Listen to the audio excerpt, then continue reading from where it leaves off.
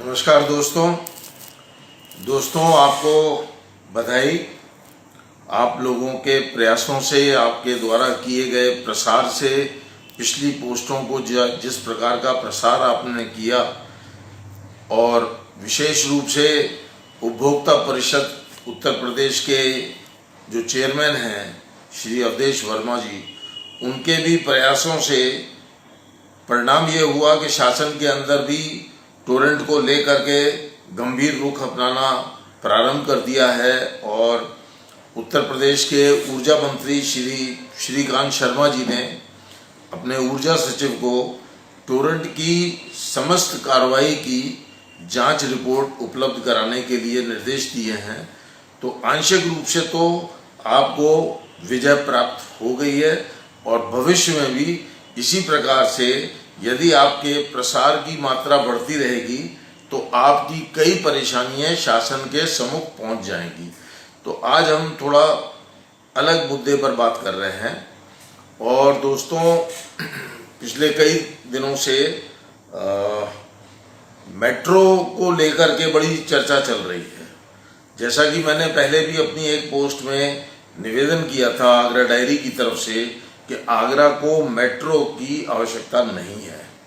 Metro की आवश्यकता इसलिए नहीं है कि जो आगरा की जो लाइफ लाइन है एमजी रोड और जमुना किनारा रोड, इन दोनों के ऊपर ट्रैफिक कैसे डाइल्यूट हो ये मेट्रो से नहीं होने वाला है। मेट्रो का जो रूट भी बताया जा रहा है उसका इन दोनों सड़कों के ऊपर कोई प्रभाव नहीं पड़ेगा और इससे बेहतर में ये आगरा डायरी का सुझाव है। कई लोगों ने भी इसके ऊपर चर्चा करने के बाद यही निष्कर्ष निकाला है कि पुराने अंग्रेजों के ज़माने से बल्कि मुगल कालीन भी 28 नाले इस शहर में चल रहे हैं और उन प्राचीन नालों के बराबर में नगर निगम की पटरी बाकायदा एक सड़क थी जिसके ऊपर नगर निगम की गाड़ियाँ ये नालों की सफाई करके कूड़े को ले जाते थे। लेकिन आज वो पटरियों पर अतिक्रमण होकर भवन बन गए हैं और उसमें जो लोग रह रहे हैं अवैध रूप से, आए दिन बारिशों के अंदर विशेष रूप से उन्हीं लोगों के, उन्हीं निवासियों के बुजुर्ग या बच्चे नालों में गिर करके बह जाते हैं और मृत्यु को प्राप्त होते हैं। तो नगर निगम यदि उन पटरियों को अतिक्रमण मुक्त कर दे, उन्हें खाली करा ले और प्रधानमंत्री आवास योजना के अंतर्गत उन प्रभावित लोगों को यदि आवास उपलब्ध करा दिए जाएं तो ये जो पटरी हैं ये मार्गों में परिवर्तित हो जाएंगी और इन दोनों सड़कों के ऊपर जो ट्रैफिक की भार है वो डाइल्यूट हो जाएगा। लिहाजा मेट्रो की अभी आवश्यकता नहीं है। मेट्रो से ज़्यादा आवश्यकता यहाँ पर बैराज की है। जैसा कि घोषणा भी कर दी गई है कि इस पे रबर डैम बनेगा, ये जो भी तकनीक अपनाई जाएगी, अगर ये जल्दी से जल्दी बैराज आने वाली बारिशों से पहले अगर रबर डैम बन जाता है, हम इस बारिश का पानी रोक सकते हैं। तो सबसे बड़ा लाभ इस शहर को ये होने वाला है कि किसानों को आए दिन शिकायत रहती है कि साहब नहरों में पानी नहीं मिल रहा। नहरों में पानी इसलिए नहीं मिल रहा क्योंकि नदी में पानी नहीं है। नदी जब भरपूर जल लेकर के चलेगी तो नहरों के माध्यम से किसानों को पानी मिलेगा। दूसरी बात यह है कि वाटर लेवल जो है कृषि क्षेत्र का और शहरी क्षेत्र का ऊपर आ जाएगा। काफ़ी नीचे जा चुका है ये वाटर लेवल, ये ऊपर आ जाएगा।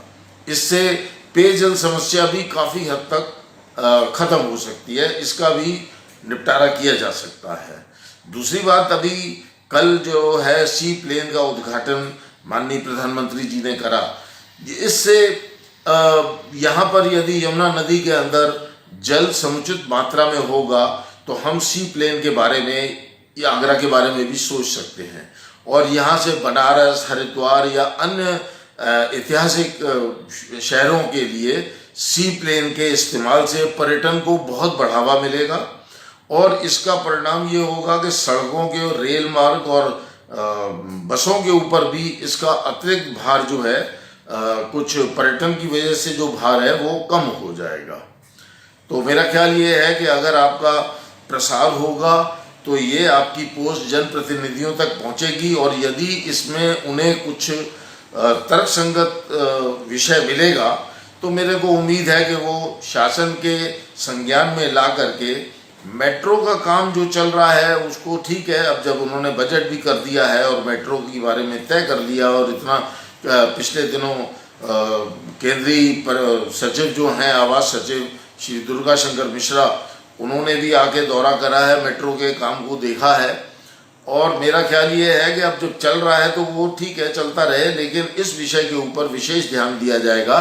तो जो लाइफ लाइन है आगरा की, एमजी रोड और यमुना किनारा रोड, उसके ऊपर ट्रैफिक डाइल्यूट हो जाएगा, तो उससे लोग बहुत ही ज़्यादा लाभान्वित होंगे।